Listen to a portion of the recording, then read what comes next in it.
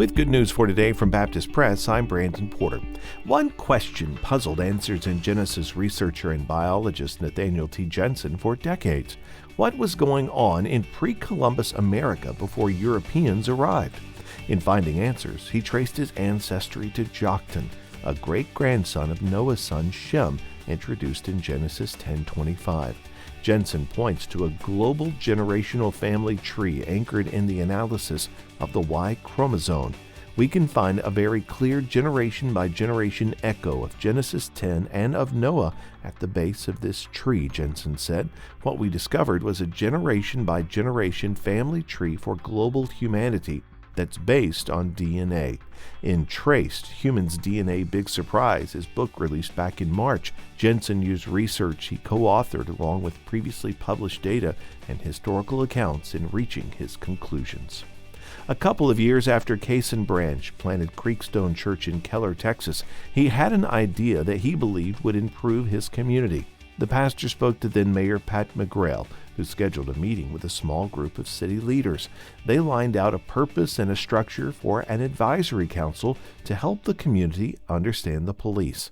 Council members participated in special trainings like active shooter drills, patrol ride-alongs, and school lockdown drills in order to gain an understanding of the work of the Keller Police Department.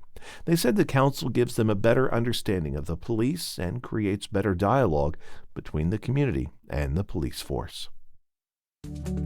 Good News for Today is made possible through our friends at the Voice of the Martyrs, a nonprofit organization that serves persecuted Christians around the world. Founded in 1967 by Richard and Sabina Wurmbrand, VOM is dedicated to inspiring believers to deepen their commitment to Christ and to fulfill His Great Commission, no matter the cost. Find out more and sign up for their free monthly magazine at vom.org/goodnews.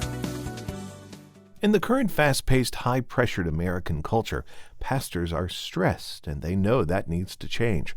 According to the latest release in Lifeway Research's 2022 Greatest Needs of Pastors study, of all the mental challenges U.S. Protestant pastors face, stress stands out above the rest. Distractions and discouragement are also significant factors for pastors when it comes to mental challenges in ministry.